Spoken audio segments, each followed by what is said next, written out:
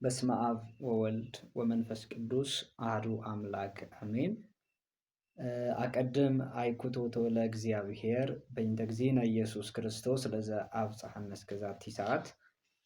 ከሁሉም ነገር አስቀድሞ እስከዚህ ሰዓት ያደረሰን የአባቶቻችን አምላክ እግዚአብሔር የተመሰገነ ይሁን። አምላክን የወለደች በድንጋሌ ሥጋ በድንጋሌ ነፍስ የጸናች ክብርት እመቤታችን ወላዲተ አምላክ ቅዱስ ዕፀ መስቀሉ ቅዱሳን ነቢያት፣ ሐዋርያት፣ ጻድቃን፣ ሰማዕታት፣ ደናግል፣ አበው መነኮሳት ሁሉ እንደ ክብራቸው እንደ ጸጋቸው የተመሰገኑ ይሁኑ።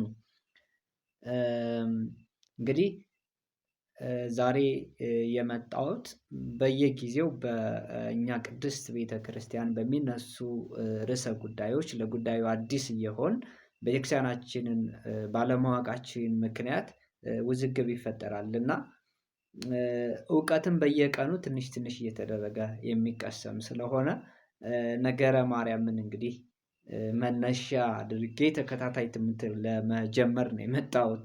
የአባቶቻችን አምላክ እግዚአብሔር በረድኤቱ አይለየን። እውነት ለመናገር ያለ ረድኤተ እግዚአብሔር ማር አስተምር ጽፍ ደጉስ አነብ ተረጉም ቢለው አይሆንምና ረድኤተ እግዚአብሔርን አጋዥ አድርጌ ወደዚህ አገልግሎት መጥቻለሁ። እንግዲህ ነገረ ማርያም ምንድነው የሚልና ሁለተኛ ነገረ ማርያምን መማር አስፈላጊነቱ ምንድነው? ስለዚህ ለምን ያስፈልጋል የሚለው ነገር ነው እናየው። በመጀመሪያ ነገረ ማርያም ስንል ስለ እመቤታችን ስለ ቅድስናዋ ስለ ንጽህናዋ ስለ ክብሯ ስለ ዘለዓለማዊ ድንግልናዋ ንጽሐ ጠባይ ያላደፈባት የአዳም የውርስ ኃጢአት ያልነካት መሆኑን በነገረ ድህነት ላይ ለሰው ልጆች ያላትን አስተዋጽኦ ያንን እና የመሳሰለውን ነገር የምንማርበት ነው። ነገረ ማርያም ባጭሩ እንግዲህ ነገረ ማርያም መማር አስፈላጊነቱ ለምንድነው ከተባለ በዋናነት ሶስት መሰረታዊ ጉዳዮች ይኖራሉ። የመጀመሪያው የክርስትና ሃይማኖትን ለመረዳት ነገረ ማርያምን መማር ግዴታ ነው። ለምን ከተባለ የክርስትና ሃይማኖት የመገለጠ ሃይማኖት ነው። የመገለጠ ሃይማኖት ነው ማለት የማይታየው እግዚአብሔር በስጋ ማርያም ሰው ሆኖ አይተነዋል ማለት ነው። እመቤታችን ስለወለደችው ክርስቶስን በዓይናችን አይተነዋል፣ በጆሮአችን ሲናገር ሰምተነዋል፣ በእጆቻችንም ዳሰነዋል አይደለም።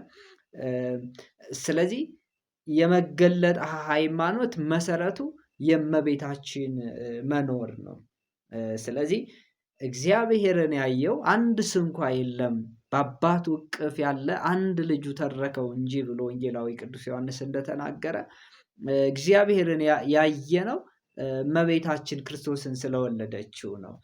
ይልቁንም ምስጢረ ሥላሴንም በደንብ የተረዳ ነው።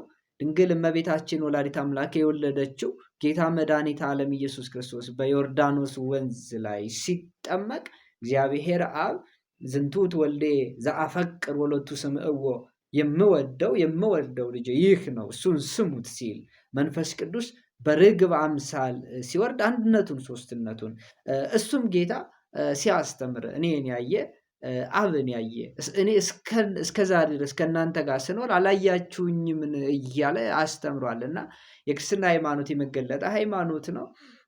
ስለዚህ እግዚአብሔር ደግሞ የተገለጠው ከእመቤታችን ስለተወለደ ነው። አንደኛው ጉዳይ ይሄ ነው።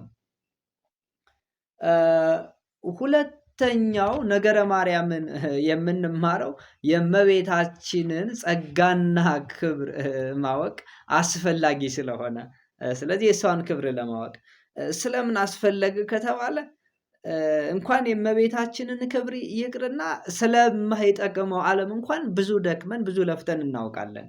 እመቤታችን ግን አምላክን ወልዳለች። አምላክን ስለወለደች ስለሷ ማወቅ ይገባናል። ምክንያቱም እሷ በወለደችው ክርስቶስ ነው የዳን ነው። ስለዚህ ስለሷ ክብር መረዳት የሚገባን ስለሆነ እንግዲህ እመቤታችን ድንግል ማርያም መልዕልተ ፍጡራን መትሕተ ስሉስ ቅዱስ ናት። ከሥላሴ ታንሳለች፣ ከፍጡራን ግን ትበልጣለች። ምነዋ ቢባል ይእቲ ተአቢ እምኪሩቤል ወትፈደፍድም ሱራፌል፣ ይህች ከኪሩቤል ትበልጣለች፣ ከሱራፌልም ይልቅ የመወደድ ግርማ አላት። እስመ ኮነት ታቦተ ለአሐዱ ዘእምቅድስት ሥላሴ፣ ከቅድስት ሥላሴ ለአንዱ ማህደሪያ ታቦትን ሆናለችና እኮ ነው።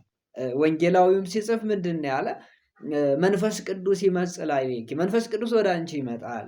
ወኃይለ ልዑል ይጼልለኪ፣ የልዑል ኃይልም ይጋርድሻል። ከሦስቱ ቅዱስ አንዱ ቅዱስ ከአንቺ ሰው ይሆናል ነው ያላት።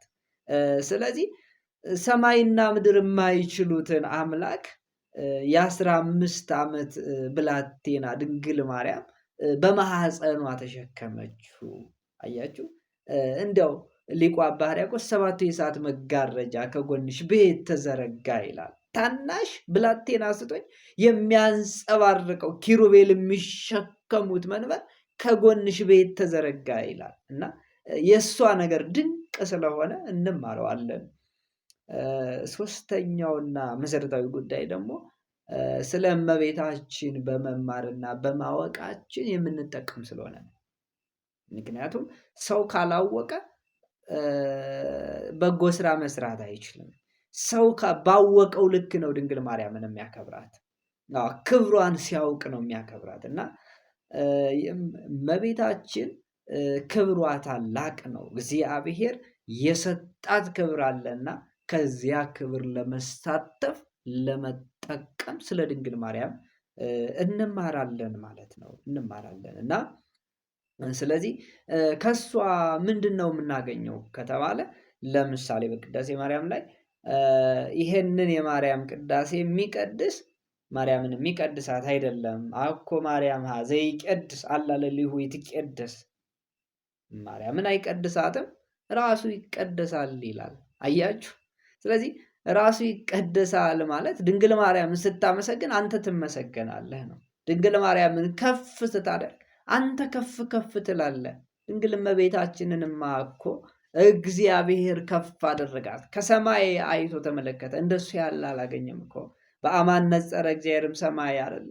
እግዚአብሔር ከሰማይ ሆኖ በእውነት ተመለከተ። ምስራቀ ወምዕራበ ሰሜነ ወደቡበ አጤነወ ወአስተንፈሰ ወኢረከበ ዘከማኪ፣ አሻተተ፣ መረመረ፣ እንዳንቺ ያለ አላገኘም አይደለ? እንዳንቺ ያለ አላገኘም። እግዚአብሔር ምስራቁን፣ ምዕራቡን፣ ሰሜኑን፣ ደቡቡን ሲያይ እንደ እመቤታችን ያለ አልተመለከተም።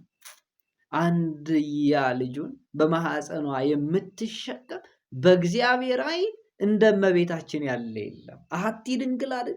በኢየሩሳሌም ከተማ እኮ ብዙ ድንግል ሴቶች ነበሩ፣ ማርያምም ተብለው የሚጠሩ ነበሩ።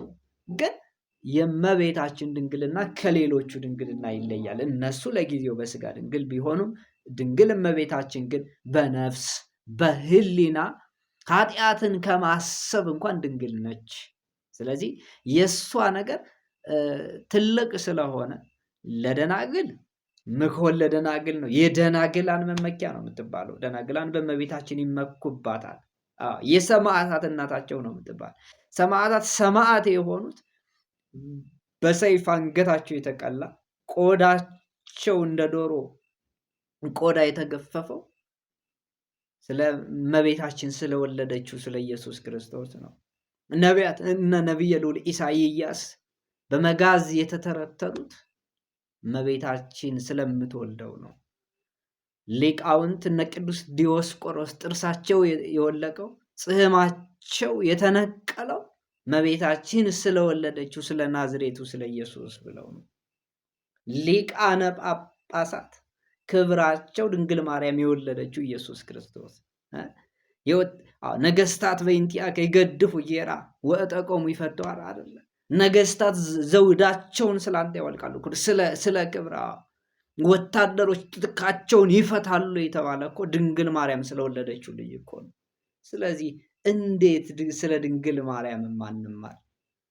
በቀጣይ የነገረ ማርያም ትምህርት ምንጮች ምንድናቸው የሚል እናያለን። የተማርነውን እግዚአብሔር በልቡናችን ያሳድርብን።